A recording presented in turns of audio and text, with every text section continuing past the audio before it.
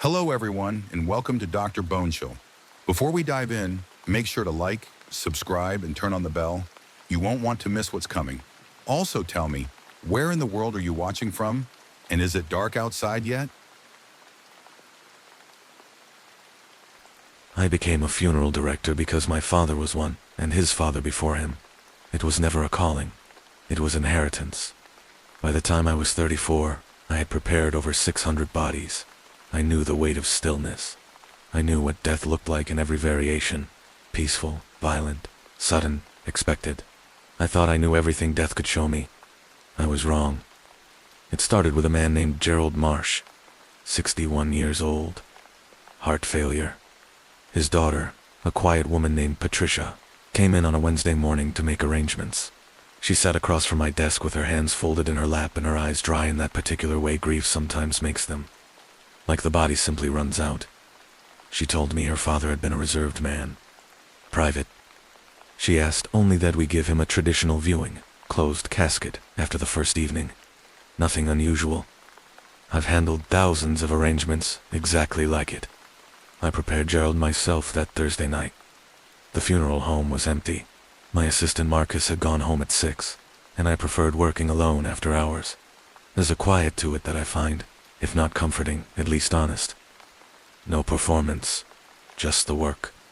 Gerald was an average-looking man, gray at the temples, soft around the jaw, a small scar beneath his left ear shaped faintly like a crescent. I noted it because I always note distinguishing marks. I finished the preparation around 10, positioned him in the casket, and locked up. Friday morning, the viewing began at 9. I was standing near the back of the room when Patricia arrived with her family. She approached the casket slowly, the way people do when they're not entirely sure they want to see. She looked down at her father. She stood there for a long moment. Then she turned around and walked straight to me, and her face was something I had never seen before on a grieving person. It wasn't sadness. It was recognition of something wrong. She said, very quietly, his scar's on the other side. I told her gently that grief can sometimes distort our memories of people we love. She shook her head. She was certain. I let it pass. But I went back to my preparation notes that night. I always photograph distinguishing marks. It is standard practice, part of the documentation I keep for every case. The photograph showed the scar beneath his left ear. I stood in my office for a very long time holding that photograph. Then I walked to the viewing room. The family had gone. Gerald lay alone in the soft light, hands folded, face composed. I leaned over the casket and looked carefully beneath his right ear. The scar was there. I stepped back. My mind reached for explanations. A mistake in my notes. A lighting issue in the photograph. I had been tired. I am sometimes tired. But Gerald's eyes were not fully closed anymore. Not open. Not the way living eyes open. Just slightly parted, the way a door stands when someone on the other side is listening. I reached out and gently pressed his eyelids down with 2 fingers, the way I have done hundreds of times. His skin was warm. I told myself it was the room temperature. I told myself a lot of things standing in that room alone at 11 o'clock at night. I turned off the light, and I locked the door, and I sat in my car in the parking lot for 40 minutes before I could drive home. The closed casket request was honored the following morning. Patricia thanked me after the burial. She said her father looked peaceful. I smiled the way you learn to smile in this profession. Steady, reassuring. I never told her that when I had opened the casket that final morning to do my pre-service check. Both of Gerald's hands were no longer folded. One of them was resting at his side. The other was pressed flat against the interior lid. I have worked in funeral services for 22 years. In that time I have seen grief do extraordinary things to ordinary people. I have seen grown men collapse in doorways. I have seen children laugh at gravesides because no one had explained to them yet what permanent meant. It is loud and strange, and it leaves marks on everyone it touches. I was still young enough to believe that familiarity with death meant safety from it. He sat across from me and answered every question in as few words as possible. Cremation, no viewing, no service, just the paperwork and the urn and the end of it. Dolores arrived the following morning. My assistant Marcus received the transport and logged her in while I was finishing paperwork in my office. Standard procedure. When I came through to begin preparation, Marcus was standing outside the refrigerated storage room with his arms crossed in an expression. I did not immediately know how to read. He said there was something I should see. I asked him what. He said he didn't want to describe it. He just opened the door. Dolores was on the table, not in the drawer where transport teams always place arrivals. She was lying on the central preparation table, arms at her sides, face toward the ceiling. The transport paperwork was on the counter. The drawer behind her was open and empty. I looked at Marcus. He said he had found her exactly like that when he came in. He said the transport team had signed off at 6 that morning, 4 hours before he arrived. He said the exterior door had been locked. The alarm had not been triggered. I told him the transport team must have made an error, placed her on the table rather than the drawer out of habit or haste. It was unusual but not impossible. He nodded slowly in the way people nod when they want to believe something but don't quite. We proceeded with preparation. She was a small woman, white-haired, fine-boned, with deep lines around her mouth that suggested she had spent most of her life either frowning or squinting into bright light. There was nothing remarkable about her, nothing that should have stayed with me, except her hands. Her fingers were curled slightly inward, which is not unusual in the elderly. What was unusual was the dark discoloration beneath 3 of her fingernails on her right hand. I noted it, documented it, assumed it was bruising from the final days, not uncommon when circulation fails slowly. I stepped out to take a phone call. I was gone, perhaps, 12 minutes. When I returned, Marcus was standing in the doorway of the preparation room and he was not moving. I came up beside him and looked in. The discoloration beneath Dolores Van's fingernails was now on all 10 fingers. Not the pale bruising of circulation failure. Dark, nearly black. And the pattern of it had changed. It looked less like bruising and more like something deposited from the outside. Like soil. Like she had been digging. I stood in that doorway for a moment that felt much longer than it was. Then I walked to the counter, picked up my documentation sheet, and wrote, "Possible transfer of external material during transport. Origin unknown." I wrote it because I needed to write something. Because the alternative, the thing my mind kept moving toward and then jerking away from, was not something I could put in an official document. We completed the cremation that afternoon. Carl came the following day for the urn. He held it briefly, then set it on the counter and signed the release form. Before he left, he paused at the door. He did not turn around. He said, "She used to say that she was afraid of small spaces. Ever since she was a girl. Wouldn't even close the bedroom door at night." I said I was sorry for his loss. He nodded and walked out. I stood at the front window and watched his truck pull out of the parking lot. Then I walked back through to the storage room. I don't know exactly why. Some pull I couldn't name. The empty drawer where Dolores should have been placed that first morning was still open. There were marks on the inside of it. Long, thin scratches in the metal. The kind that take effort. The kind that take time. I closed the drawer. I turned off the light. I walked to my office and I sat down, and I did not move for a very long time. I have never told Carl. I never will. Some things a son does not need to carry, but I carry it. I carry it every single morning when I come in and check every drawer before I begin my day. Every single one. Just to be sure they're still closed. I did not choose this work out of compassion. I want to be honest about that because I think the honesty matters when I tell you what happened to me. I chose it because I needed a job at 26 and a funeral home 3 blocks from my apartment was hiring and the pay was decent, and I told myself it was temporary. That was 16 years ago. At some point, temporary becomes your whole life, and you stop noticing the exact moment it happened. My name is not important. What I did every day is, I prepared the dead.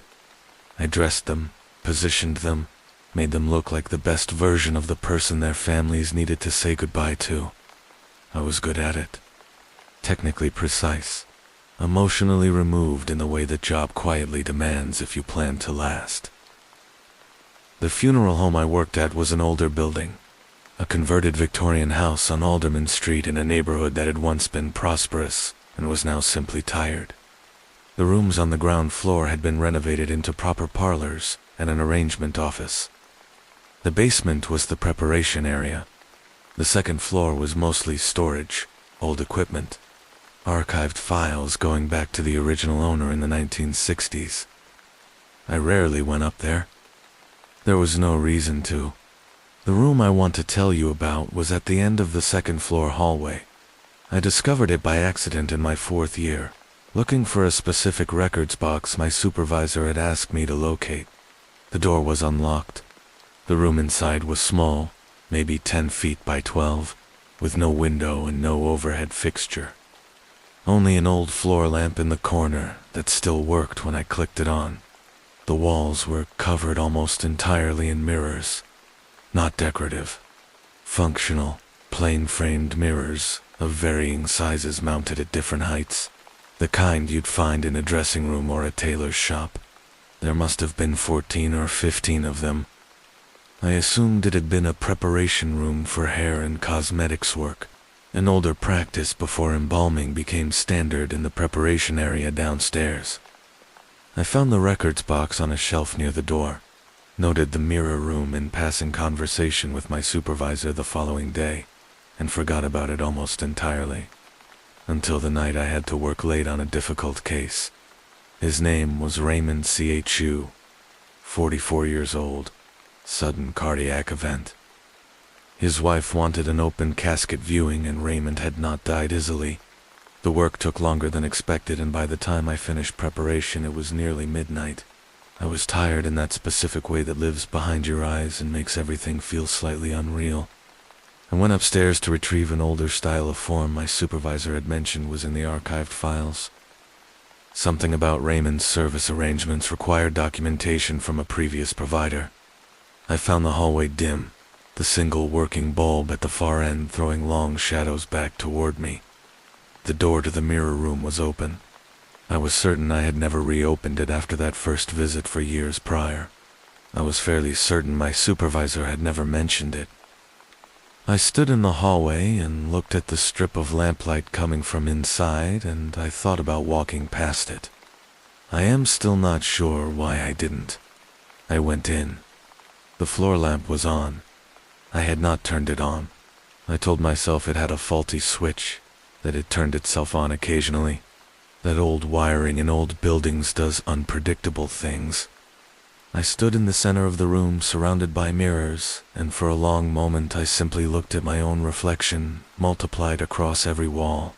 Then I noticed the reflection directly ahead of me, in the largest mirror, was not behaving correctly.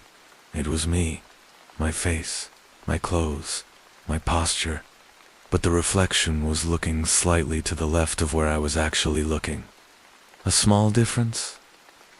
The kind of difference that your brain initially refuses to process because it violates something so fundamental that accepting it feels like the floor dropping away beneath you. I turned my head slowly to the right. The reflection turned left. I took a step backward. The reflection took a step forward. I want to tell you that I ran. That would be the reasonable thing to have done. Instead, I stood completely still for what felt like a very long time, breathing in the particular silence of a room with no windows and too many mirrors. And I watched my reflection watch me with an expression that was almost mine, but arranged in a way I had never arranged my own face. Calm in a way I was not calm. Patient in a way nothing living is patient. I said, out loud, to my own reflection, "What are you?" It smiled. Not a large smile, not theatrical, just a small, slow movement at the corners of the mouth that I was not making. I left the room.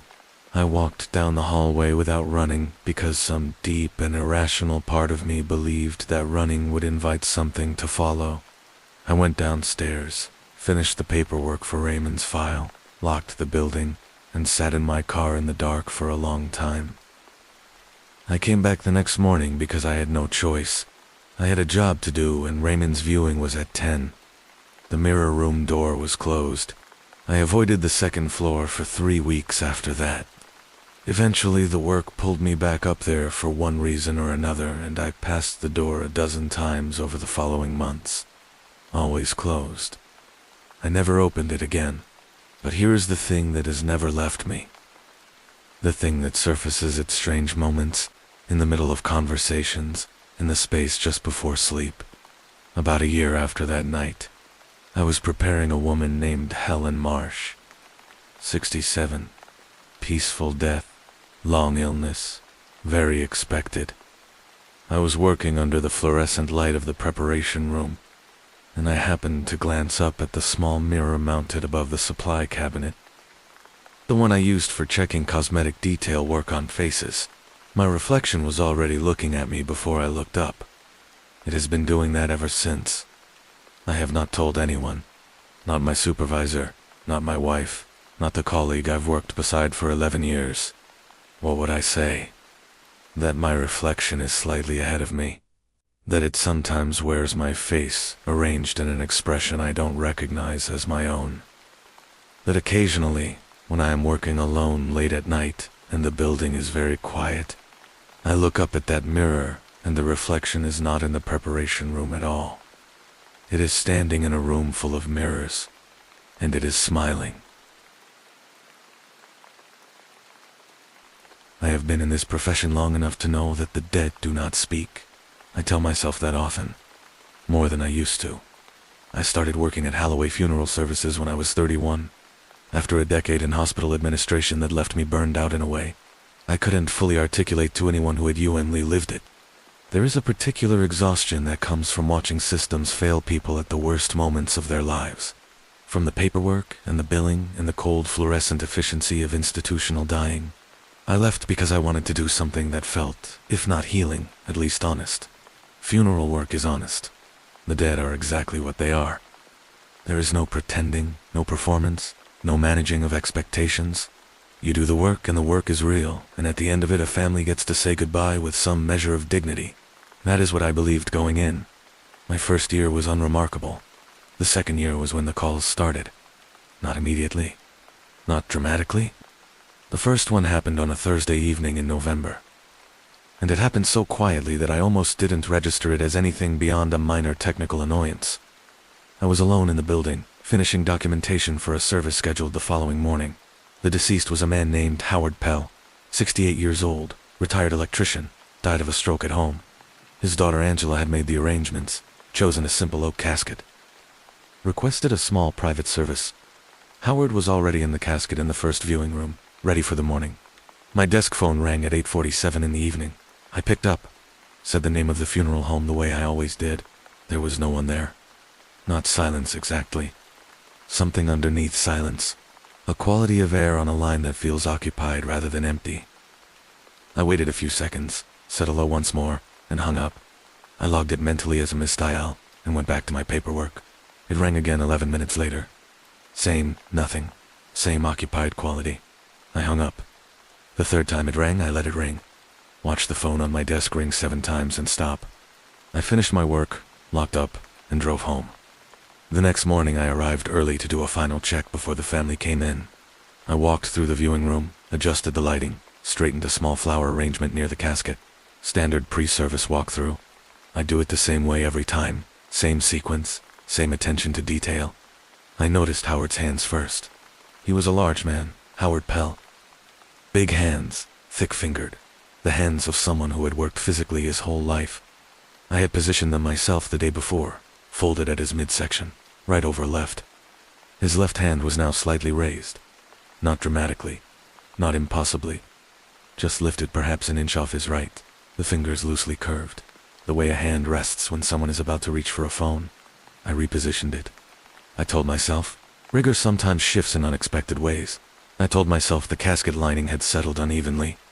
I told myself everything I needed to tell myself to get through the service, which went smoothly, and after which Angela Pell thanked me with the particular exhausted gratitude of someone who has been managing grief for weeks and is relieved to have the formal part finished.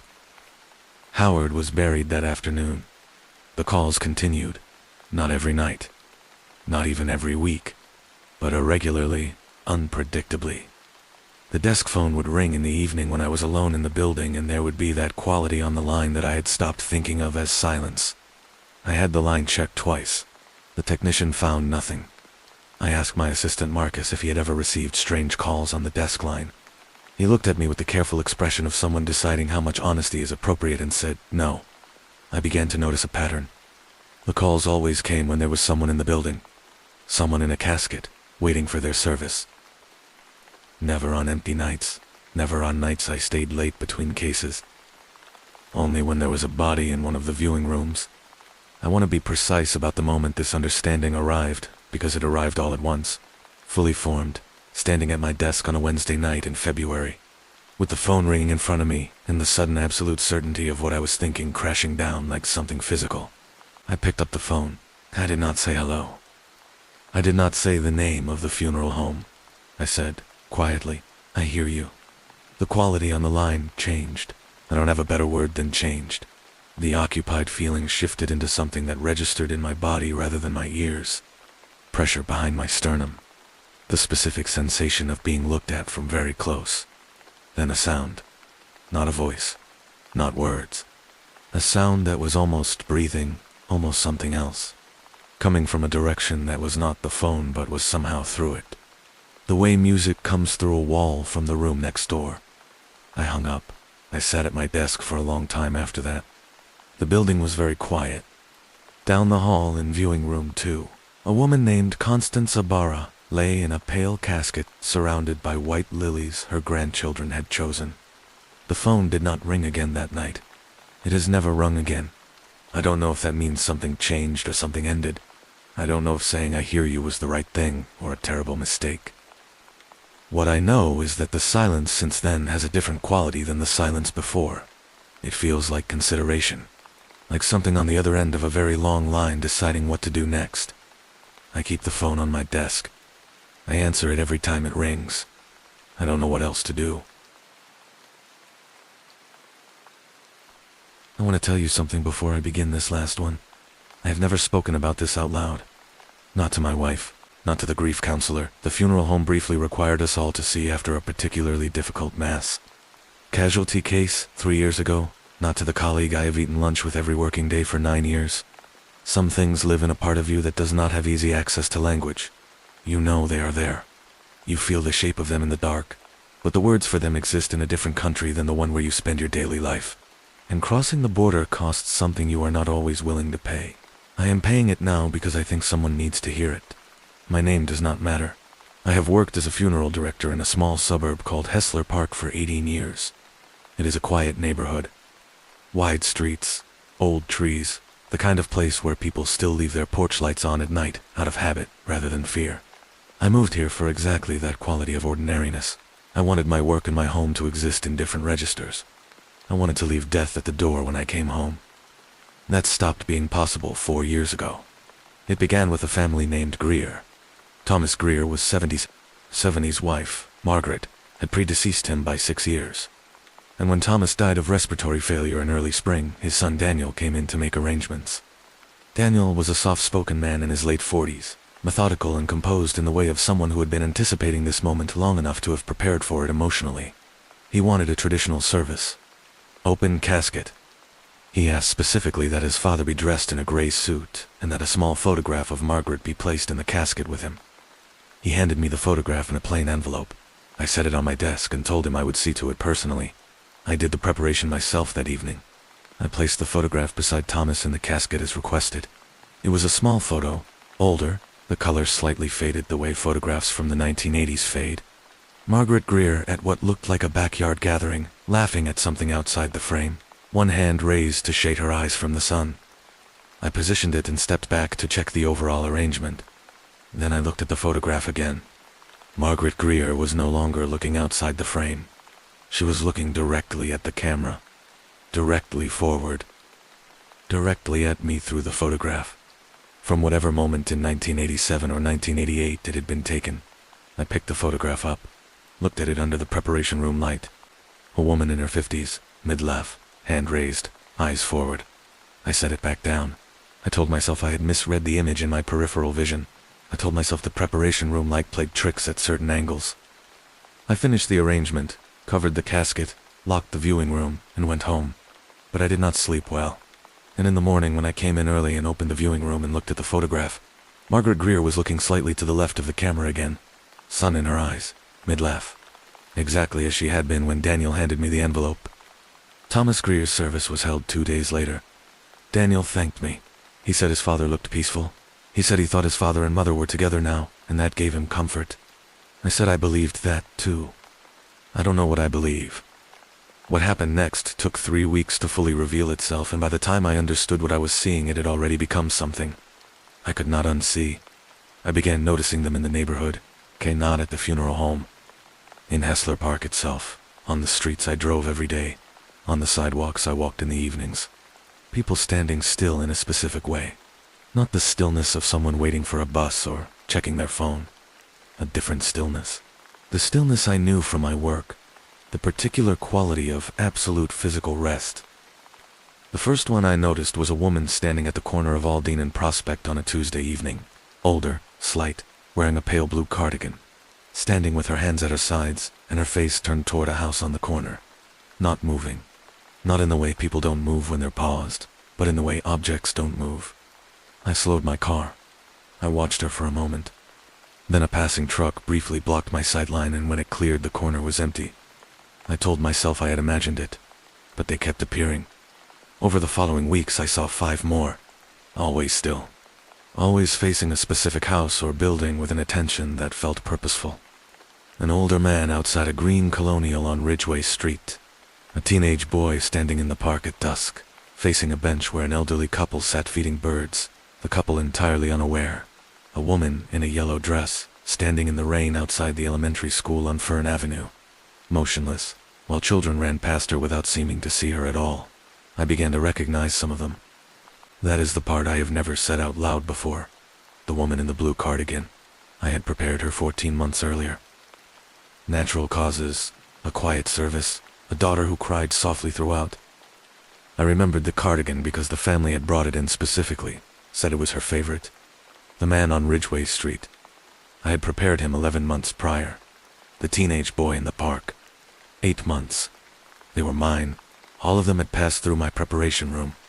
All of them had left Hessler Park in a casket and been buried in Restfield Cemetery 2 miles east of the neighborhood.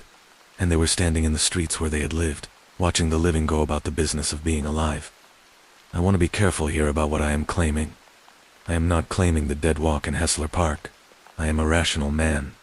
I have a rational explanation waiting in the back of my mind for every single thing I have described, and on good days I take it out and hold it and feel steadied by it. But on a Thursday evening, 6 weeks after I first saw the woman in the blue cardigan, I was walking home along Prospect Street and I rounded the corner and there were 4 of them standing together outside a white craftsman house 3 doors down from my own. Standing still, facing my house. I stopped walking. My heart was doing something loud and unpleasant, and I stood on the sidewalk in the early dark, and I looked at 4 people. I had prepared for burial standing outside my home with the particular quality of attention I had come to recognize as theirs. Then the one in front turned and looked at me. I knew her. Agnes Whitfield, 81 years old. Died peacefully at home in January. Her family had been lovely, generous with their gratitude, sent a handwritten note afterward. I had prepared her with care. She looked at me for a long moment with an expression I cannot translate into any language I have. Then she turned back toward my house. I walked to my front door. I went inside. I kissed my wife and ate the dinner she had made and watched television and did not say a single word about what I had seen. I see them less frequently now. I don't know if that is because there are fewer of them or because I have become better at not looking. I have not tried to approach one since Agnes. I have not tried to speak to them or understand what they are watching for. But I will tell you what I think, in the quiet honesty of this particular moment, saying the things I have never said. I think they are waiting for something. All of them, standing in the neighborhoods they loved, outside the houses where their lives happened, watching the living with that impossible stillness. I think they are patient in a way the living cannot be patient, because patience requires time, and they are no longer inside of time the way we are. I think they are waiting for the moment a door opens that the rest of us cannot see yet. And I think, on the nights when I come home late, and the street is quiet, and the porch light of the house 3 doors down is burning for no reason I can explain because that house has been empty for 2 years. I think they are not only watching the living. I think sometimes they are watching me specifically. Watching the man who prepared them. Watching the hands that made them ready. Waiting to see if I understand yet what that means. I don't. Not fully. But I am beginning to. And that is the most frightening thing I have ever admitted. That is all 5 of them. 5 directors. 5 confessions. 5 doors into a darkness that does not close when you walk back through them. if these stories reached something in you. If you found yourself checking the mirrors in your house, or listening to the quality of silence on a phone line, or watching the still figures at the edges of your vision a little more carefully than you used to, then you already understand what all 5 of these men understood by the end, that the dead do not simply leave. They linger in the spaces between what we know and what we refuse to know. And sometimes, in the right kind of quiet, they find a way to remind us they are there. If you have made it this far with Dr. Bonechill, then you are exactly the kind of person this channel exists for. Hit that like button. Subscribe and help us reach 10,000 people who are brave enough to look into the dark with us. And leave a comment below. Tell me which of these 5 stories stayed with you the longest. Tell me if you have felt something like this. I read every word. Until next time, keep the lights on, or don't.